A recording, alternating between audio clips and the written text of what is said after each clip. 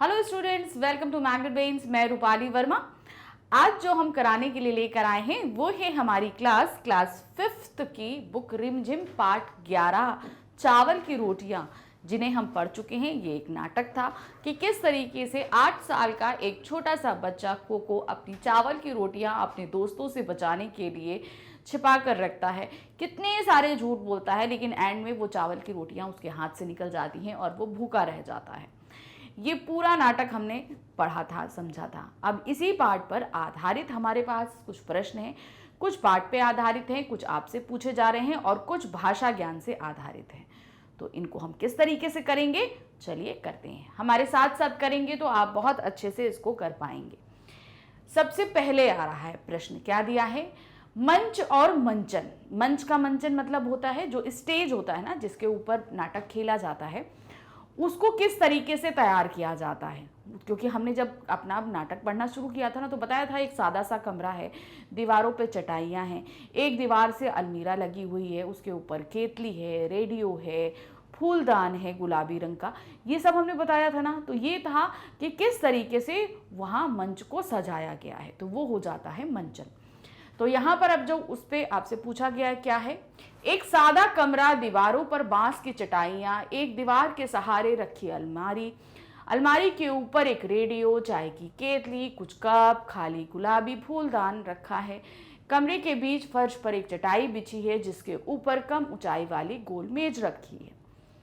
दो दरवाजे, एक दरवाजा पीछे की ओर खुलता है, दूसरे किनारे की ओर पंछियों के चहचहानी के साथ साथ पर्दा उठता है। दूर कहीं मुर्गा बांग देता है, कुत्ता भौंकता है, कहीं प्रार्थना की घंटियां बजती हैं। कोको आता है, जमवाई लेकर अपने को सीधा करता है। तो ये जो पूरा सिनेरियो था, किस तरीके से स्टेज सजा हुआ है, ये सारी चीजें हमने स्टार्टिंग में पढ़ी थी, यहाँ पे भी है। अब क्या दिया है? अब इस पे आपसे प्रश्न पूछा गया है। ऊपर लिखी पंक्तियों में कोको के घर में एक कमरे का वर्णन किया गया है। दरअसल नाटक के लिए मंच सज्जा कैसी हो, यह निर्देश उसके लिए हैं। तुम इस वर्णन को पढ़कर मंच पर एक चित्र बनाओ जो ठीक वैसा ही होना चाहिए जैसा बताया गया है। अब आपको क्या करना है? आपको एक पिक्चर बनानी है, जैसा जैसा इसमें बताया गया है वैसा वैसा ही बनाना है। अभी आप सबको वैसे एक सादा कमरा, चटाइयाँ, अलमीरा, फूलदान, सभी कुछ। तो आप कैसे बनाएंगे? इस तरीके से देखिए, यहाँ पर है ना, ये दरवाज़ा, एक दरवाज़ा ये है, एक दरवाज़ा इधर है, और इस पे चटाई है, ये अलमीरा रखी है, इस पे रेडियो है, फूलदान है, केतली है, सब कुछ रखा हुआ है। ये चटाई बिछी है, चटाई पे गोल मेज रखी हुई है। तो इसी तरीके से आपको पूरा एक पिक्चर बनानी है। अगला प्रश्न जो है वो है नाटक की बात। ये जो नाटक हमने पढ़ा है ना, इसी से नाटक में हिस्सा लेने वालों को पात्र कहते हैं। जिन पात्रों की भूमिका महत्वपूर्ण होती है उन्हें मुख्य पात्र कहा जाता है। तो मतलब जो मुख्य पात्र की भूमिका, जैसे हम लोग फिल्म देखते हैं तो हीरो होता है, वो मुख्य पात्र की भूमिका में होता है। और जिनकी भूमिका ज्यादा महत्वपूर्ण नहीं होती उन्हें गौड़ पात्र कहा जाता है। जो मुख्य पात्र के इर्द गिर्द जो और बहुत सारे लोग होते हैं वो क्या कहलाते हैं? गौड़ पात्र कहलाते हैं। बताओ इस नाटक में कौन कौन मुख्य और कौन कौन गौड़ पात्र हैं। तो ये जो नाटक हमने पढ़ा, जो अभी हमने देखा था जो इसका, उसमें कौन कौन से मुख्य पात्र हैं और कौन कौन से गौड़ हैं, ये आपको बताने हैं। तो इसमें मात्र कितने थे? 5 आपके पात्र थे। कोको था, नीनी था, तिनसुन, मीमी, उबातुन, ये 5 कैरेक्टर थे। इन्हीं कैरेक्टर को आपको मुख्य और गौड़ पात्रों में अलग अलग करना है। तो एक तो मुख्य पात्र हमारा कोको था, तो क्या है नाटक में कोको, मीमी, तुनसुन मुख्य पात्र में, क्योंकि ज्यादातर इन्हीं तीनों के बीच में बात हो रही है। वहीं नीनी और उबातुन गौड़ पात्र हैं, क्योंकि ये लोग आते हैं और चले जाते हैं, इनका ज्यादा देर नहीं है। तो ये सभी किसमें आ रहे हैं? ये गौड़ पात्र के अंतर्गत आते हैं। प्रश्न संख्या 2 है, पात्रों को जो बात बोलनी होती है उसे संवाद कहते हैं। यानी कि हम लोग जैसे आपस में बात कर रहे हैं, तो इसी तरीके से जो पात्र अभिनय करते हैं वो कौन होते हैं? वो भी जो अभिनेता वगैरह बात करते हैं वो संवाद, यानी कि डायलॉग्स होते हैं ना, डायलॉग्स बोलते हैं, उन्हीं को संवाद बोलते हैं। क्या तुम किसी एक परिस्थिति के लिए संवाद लिख सकती हो? इसके लिए तुम टोलियों में भी काम कर सकती हो। मतलब अब आपको कुछ थोड़ा सा संवाद लेखन करना है। कुछ लेनी है वो और उसमें संवाद करना है। उदाहरण के लिए खो खो या कबड्डी जैसा कोई खेल खेलते समय दूसरे दल के खिलाड़ियों से बहस। अब आपको क्या करना है, आप लोग गेम्स तो खेलते ही होंगे, तो आप लोग के गेम्स की टीम्स भी होती होंगी, एक टीम दो टीम। तो अब आपको क्या करना है, खो खो या कबड्डी की दो टीम्स लेनी है, एक टीम दो टीम। अब दोनों टीम के सदस्यों के बीच बात हो रही है, वो आपको बताना है। तो इसको किस तरीके से करेंगे, देखिए पहले दल के सदस्य, दल का मतलब समझ लीजिए टीम, टीम 1 एंड टीम 2, ठीक है। पहला टीम 1, दूसरा टीम 2। तो क्या है, पहले दल के सदस्य, तुम्हारे खिलाड़ी आउट हैं। दूसरे दल के सदस्य क्या कहते हैं, किस तरह आउट हैं। पहले दल के सदस्य, क्योंकि इनकी सांस टूट गई थी। कबड्डी कबड्डी बोलना पड़ता है ना जब कबड्डी जाते हैं, कबड्डी कबड्डी कबड्डी, अगर एक बार भी रुके तो मतलब आप आउट हो जाते हैं, तो वही इन्होंने यहां पर बोला है। दूसरे दल के नहीं, इससे पहले यह अपने पाले में आ गए थे, उन्होंने बोला सांस टूटी, उससे पहले वो अपने पाले में आ चुके थे। पहले दल के सदस्य बोलते हैं तुम झूठ बोल रहे हो। दूसरे दल के सदस्य बहस मत करो और खेल शुरू करो। तो इस तरीके से छोटा सा एक संवाद लिखना है। अब इसमें आप दल कोई दो ले सकते हैं और इसके आगे के डायलॉग्स आप अपने हिसाब से भी लिख सकते हैं। प्रश्न संख्या 3 है, क्या कभी आपने कोई चीज या बात दूसरों से छिपाई है या छिपाने की कोशिश की है, उस समय क्या क्या हुआ। अब आपके साथ कभी ऐसा हुआ हो कि कोई ऐसी चीज हो कि आपने छिपाने की कोशिश करी हो, और जब आपने छिपाई हो तो आपके साथ क्या क्या हुआ हो। अगर ऐसा कुछ हुआ है तो उसे आप इसके आंसर में लिखेंगे। नहीं हुआ है तो आप कुछ कल्पनाशील तरीके से, यानी कि अपने इमेजिनेशन पावर यूज करके आप कोई एक स्टोरी बनाकर लिख सकते हो। कैसे लिखेंगे ये देखिए। अगर आप, भाई ऐसा तो हो नहीं सकता कि आपने कुछ छिपाया नहीं हो, छिपाया आप सबने होगा ही, और जो कुछ हुआ होगा वही चीज आप यहाँ पर लिखेंगे। तो क्या दिया है, एक बार एक मित्र मुझसे कहानियों की पुस्तक मांगने आया। मैं उसे पुस्तक नहीं देना चाहता था, इसलिए मैंने वह पुस्तक तकिए के नीचे छुपा दी, लेकिन वह वहीं पर बैठ गया। तब मैंने चुपके से पुस्तक निकालकर मेज की दराज में रख दी। कुछ समय बाद मेरा मित्र दराज खोलने लगा, तब मैंने बड़ी मुश्किल से बहाना बनाकर उसे बाहर भेजा। तो ये एक बात थी कि एक मित्र जो आया था मिलने और उससे पुस्तक छिपाने के लिए किस किस तरीके से बहाने बनाए थे। ये चीज, जैसे कोको ने अपनी रोटियां बचाने के लिए कितने कितने सारे झूठ बोले, कितनी सारी बातें बनाई थी, वही आपको यहाँ पर उसी तरीके से कुछ लिखना है। प्रश्न संख्या 4 है, कहते हैं एक झूठ बोलने के लिए 100 झूठ बोलने पड़ते हैं। क्या तुम्हें कहानी पढ़कर ऐसा लगता है? कहानी की मदद से इस बात को समझाओ। ये कहावत है, एक झूठ बोलोगे तो 100 झूठ बोलने पड़ेंगे। ये बात एकदम सही है। और ये बात क्या आपको कहानी देखने के बाद लगती है? बिल्कुल लगती है। उसने एक बार 300 से झूठ बोला कि चावल की रोटियां नहीं है, फिर मिमी आती है, मिमी से वो झूठ बोलता है। अब उस झूठ को छिपाने के लिए वो सबसे झूठ बोलता है, आगे आगे करके। पहले नीनी से बोला, फिर 300 से बोला, मिमी से बोला, उबातून से बोला, तो मतलब एक तरीके से सबसे वो झूठ बोलता है। एक झूठ यानी सिर्फ चावल की रोटियां बचाने के लिए जो एक झूठ बोलता है कि मैंने नाश्ता कर लिया है, उस बात के लिए उसे कितने सारे आगे तक झूठ बोलने पड़ते हैं। तो क्या दिया, हाँ, हमें कहानी में ऐसा लगता है कि एक झूठ बोलने के लिए 100 झूठ बोलने पड़ते हैं। नीनी और मीमी से चावल की रोटियां बचाने के लिए कोको झूठ बोलता है। इसके लिए वह रेडियो के खराब होने, अपना पेट भरा होने, मुंह हाथ धोने, कमरे में चूहे होने, रोटियां खा लेने तथा माँ को एलर्जी होने जैसे झूठ बोलता है। कितने सारे उसको झूठ बोलने पड़ते हैं सिर्फ एक झूठ को छिपाने के लिए। अगला है जो प्रश्न, एक चावल कई कई रूप। अब चावल जो होता है, चावल हम लोग खाते हैं ना, अब उस चावल से बहुत तरह तरह की चीजें बनती है ना। एक चावल और बहुत सारे रूप। तो क्या है इस पे, कोको की मां ने उसके लिए चावल की रोटियां बनाकर रखी थी। भारत के विभिन्न प्रांतों में चावल अलग अलग तरीके से इस्तेमाल किया जाता है। भोजन के हिस्से के रूप में भी, नमकीन और मीठे पकवान के रूप में भी। तुम्हारे प्रांत में चावल का इस्तेमाल कैसे होता है?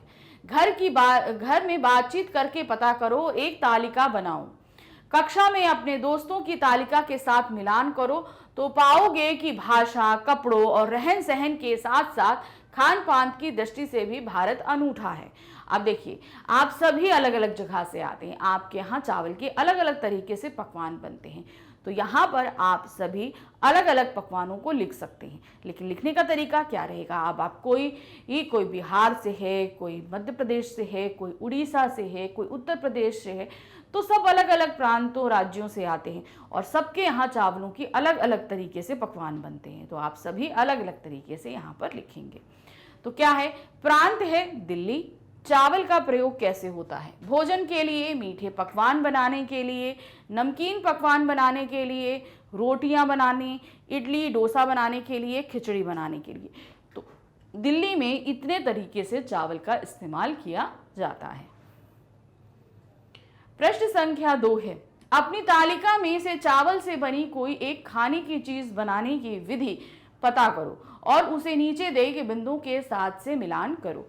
तो अब क्या है, आपको क्या करना है? आपको चावल से बनी कोई एक चीज बनाने का तरीका, उसमें क्या है? सामग्री हो, तैयार करने की विधि हो, तैयारी कैसी हो, और फिर विधि, ये 3 चीजों में आपको करना है। तो इसको आप किस तरीके से करेंगे? देखिए, सबसे पहले हम क्या बनाने जा रहे हैं? खीर। तो खीर के लिए जो हमें सामग्री चाहिए वो है चावल, दूध, चीनी और मेवे, ये सामग्री चाहिए।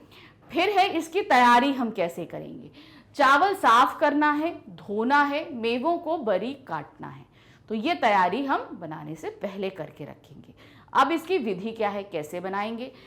पहले दूध आंच पर कढ़ाई में रखेंगे, दूध एक आंच पे रख देंगे। फिर कुछ देर बाद चावल डाल देंगे, फिर कुछ देर हिलाते रहे और पकने देंगे, हिलाते हिलाते उसको पकने देंगे। अब उसमें चीनी डाल दें, कटे मेवे भी डाल दें, अब गर्मा गर्म परोसें। तो इस तरीके से जो है ये विधि रहेगी खीर को बनाने की। अगला जो प्रश्न आ रहा है, प्रश्न संख्या 3, कोको के माता पिता धान लगाने के लिए खेतों में गए थे। क्या लगाने गए थे? धान लगाने के लिए।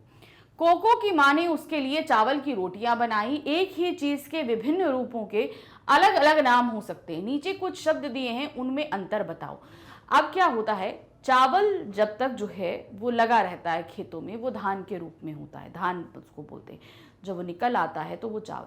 अब यहाँ पर एक ही चीज़ के अलग है, यानी पे चावल के ही 2 रूप आपके सामने रखे हैं, धान और चावल। तो इसी तरीके से अलग अलग एक ही चीज़ के अलग अलग नाम भी होते हैं। तो वो क्या है? जैसे चावल, धान, भात, मुरमुरा, चिमड़ा। अब ये सब एक ही चीज़ के हैं। अब आप क्या क्या है? जैसे चावल, धान से निकला हुआ दाना चावल कहलाता है। जो धान बोया जाता है ना, जब उससे निकल आता है दाना तो वो चावल कहलाता है। अब धान क्या होता है? छिलका चढ़ा चावल धान कहलाता है। जो चावल जिसमें छिलका चढ़ा रहता है वो धान कहलाता है।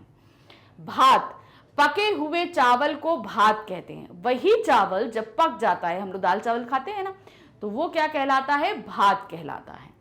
मुरमुरा, जिसे आप लोग मुरमुरा, लाई, चना, भेल खाते हो ना, तो वो क्या कहलाता है? मुरमुरा, फूला हुआ चावल होता है। धान को भून कर मुरमुरे बनाए जाते हैं। अब धान को जब हम बहुत अच्छे से टेम्परेचर में धीरे धीरे भून लेते हैं तो वो फूल जाता है, थोड़ा फूल लंबा लंबा सा फूला फूला सा हो जाता है, तो वो क्या कहलाता है? मुरमुरा कहलाता है। फिर चिवड़ा, आप देखते होंगे चिपटा सा होता है, एकदम चिपटा सा, लंबा सा, छोटा सा, इतना छोटा सा चिपटा सा होता है लंबा, वो कहलाता है चिवड़ा। धान को भिगो कर पीसने से चिवड़ा बनता है। अब धान को हम भिगो देते हैं, भिगोने के बाद उसको पीसते हैं, यानी कि कूट देते हैं, तो वो क्या बन जाता है? चिवड़ा। साबुत, अब इसी में क्या दे रहे हैं? साबुत दाल, धुली दाल, छिलका दाल। अब ये भी दाल एक ही है, लेकिन ये अलग अलग रूपों में है। तो साबुत दाल क्या होती है? सबसे पहले बिना छिलका उतारे या बिना टूटी दाल साबुत दाल कहलाती है। दाल जितनी भी होती है सब गोल गोल होती हैं। आप जितनी भी दाल देखोगे समूची दालें गोल गोल होती हैं, तो उसमें छिलका लगा होता है और वो गोल गोल समूची टूटी नहीं होती, तो वो साबुत दाल कहलाती है। धुली दाल, बिना छिलके की दाल को धुली दाल कहते हैं। जब क्या होता है, दाल में से छिलका उतार दिया जाता है तो वो धुली दाल कहलाती है। छिलका दाल, टूटी हुई लेकिन छिलके वाली को छिलका दाल कहते हैं। अब क्या होता है, दाल को थोड़ा कूटा जाता है, उसमें क्या होता है, दाल 2 टुकड़ों में टूट जाती है, तो वो टूटी रहती है मगर छिलका नहीं निकलता, इसलिए वो छिलके वाली दाल कहलाती है। आप ये चीज़ें अगर मम्मा से घर में बोलोगे तो मम्मा आपको सभी तरह की दालें दिखा देगी। साबुत दाल, धुली दाल, छिलका दाल, ये सब आपके घर में मौजूद रहती हैं, आप इनको घरों में देख सकते हैं। नेक्स्ट है गेहूं। गेहूं के भी कई रूप होते हैं। क्या दिया है यहाँ? गेहूं, दलिया, आटा, मैदा, सूजी। अब गेहूं से ही ये सारी चीजें बनती हैं। कैसे बनती हैं देखते हैं। गेहूं के साबुत दानों को गेहूं कहते हैं। जब उगता है ना, वो बालियों में उगता है, तो वो साबुत दाने, समूचे समूचे दाने क्या कहलाते हैं? गेहूं कहलाते हैं। दलिया, गेहूं को मोटा मोटा पीस कर दलिया बनाया, जब उसको कूटा जाता है तो वो मोटे मोटे दानों में बट जाता है, तो वो कहलाता है दलिया। फिर आटा, गेहूं को पीस कर आटा बनाया जाता है, अब वही उसको चक्की में भेजा जाता है, वो पतला सा महीन सा पिस जाता है, तो वो क्या कहलाता है? आटा कहलाता है। गेहूं का उनको बारीक पीस कर मैदा बनाया जाए। अब गेहूं को ही आप बिल्कुल बारीक पीस दो, एकदम बारीक। आज जो गेहूं होता है, जब मोटा पिसता है तो आटा होता है, और बहुत बारीक पिसता है तो वो क्या कहलाता है? मैदा कहलाता है। सूजी, जौ आदि अनाज से बना आटा सूजी कहलाती है। अब क्या है? जौ जो होता है, जौ है, गेहूं है, इन सबको मोटा मोटा कूट के सूजी बनती है। अब हमारे पास में थोड़ा सा भाषा ज्ञान आ रहा है। भाषा का आप ज्ञान कितना रखते हैं इससे? के, में, ने, को, से। अब ये सभी क्या होते हैं? ये कहलाते हैं कारक। कारक क्या करते हैं? ये क्रिया, कर्ता को क्रिया से संबंधित करते हैं। ये सभी कारक कहलाते हैं। तो ये हमारे संबंध, जैसे एक दिया है, कोको की मां ने कल दुकान से एक फूलदान खरीदा था। तो अब यहाँ कोको का संबंध उसकी मां से, मां ने क्या कार्य किया था? दुकान से एक फूलदान खरीदा था। कहां से खरीदा था? दुकान से।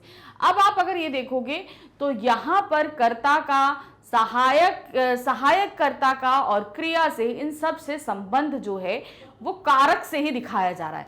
तो ये से, ने, की, ये सभी क्या है? कारक हैं। तो अब प्रश्न क्या है? ऊपर लिखे वाक्य में जिन शब्दों के नीचे रेखा खींची है वे वाक्य में शब्दों का आपस में संबंध बताते हैं। नीचे एक मजेदार किताब अनारकों के 8 दिन का एक अंश दिया गया है। उसके खाली स्थानों में इस प्रकार के सही शब्द भरिए। अब आपकी पुस्तक में क्या दिया है? एक स्टोरी दी गई है।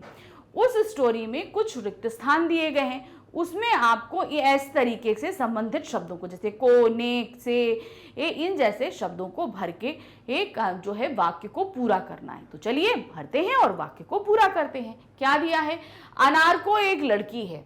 घर, तो यहाँ रिक्त स्थान है। के, लोग उसे अन्नो कहते हैं। अन्नो नाम छोटा है जो उस, फिर डैश है, से हुक्म चलाना आसान होता है। अन्नो पानी ले आ, अन्नो धूप में मत जाना, अन्नो बाहर अंधेरा है, कहीं मत जा, बारिश। अब बारिश के बाद क्या है? डैश दिया हुआ है। बारिश में भीगना मत। अन्नो और कोई बाहर से, डैश, डैश में क्या आएगा? से। घर में आए तो घर वाले कहेंगे ये हमारी अनारको है। प्यार से हम इसे अन्नो कहते हैं। प्यार फिर डैश है तो क्या आएगा? से। आज अनार को सुबह सोकर उठी तो हाँफ रही थी। रात सपने, डैश है, में बहुत बारिश हुई। अनार को, डैश, ने याद किया, उसे लगा आज, डैश, के सपने में जितनी बारिश हुई उतनी तो पहले के सपनों में कभी नहीं हुई, कभी नहीं। जमकर बारिश हुई थी आज के सपने में, और जमकर उसमें भीगी थी अनार को। खूब उछली थी, कूदी थी, चारों तरफ पानी छिटकाया था और खूब खूब भीगी थी। तो इस तरीके से अनारको की जो कहानी थी वो हम लोगों ने ऐसे पूरी करी। एक अंश छोटा सा दिया था, उसमें जहां पर रिक्त स्थान थे उनको हमने के, मो, से, इन जैसे शब्दों से पूरा किया उस कहानी को। तो यहाँ पर हमारे इस पाठ के सभी प्रश्न उत्तर और अभ्यास कार्य यहाँ समाप्त होते हैं। आप सभी ने अभ्यास कार्य और प्रश्न उत्तर अच्छे से समझ लिए होंगे। और भी चैप्टर्स हैं आपके जो हम पहले करा चुके हैं या आने वाले हैं, तो ये सब आपको कैसे मिलेंगे? इसके लिए आपको आना होगा हमारी जो है चैनल पर। हमारा चैनल है magnetsbrain.com। जब आप यहाँ पर आएंगे तो इस तरीके का एक पेज ओपन होगा, उसमें आप सबसे पहले देखेंगे यहाँ पर जो है क्लासेस दी हैं। तो यहाँ पर आप क्लास 5th क्लिक करेंगे। जैसे ही आप इसे क्लिक करेंगे आपके सामने 5th क्लास में सब्जेक्ट जितने भी सब्जेक्ट्स पढ़ाए जा रहे हैं आपके सामने होंगे। तो आपको क्या करना है, हिंदी पढ़ना है। इसी के नीचे इस तरीके से वॉच नाउ लिखा है, आपको वो क्लिक करना है। जैसे ही आप क्लिक करेंगे आपके सामने क्लास 5th की पूरी प्लेलिस्ट हिंदी की ओपन हो जाएगी। तो आप जो भी चैप्टर पढ़ना चाहते हैं उसे आप क्लिक करेंगे। क्लिक करते ही आपका वीडियो स्टार्ट हो जाएगा।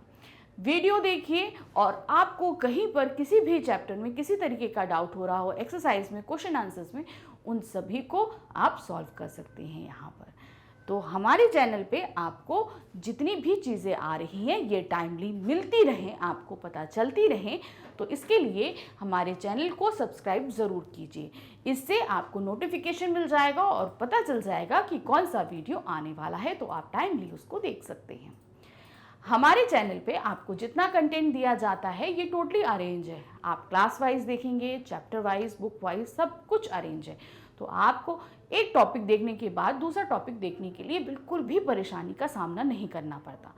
इसलिए हमारे चैनल के साथ बने रहिए। इसे लाइक, सब्सक्राइब, शेयर ज़रूर कीजिएगा। Thank you for watching. Bye bye.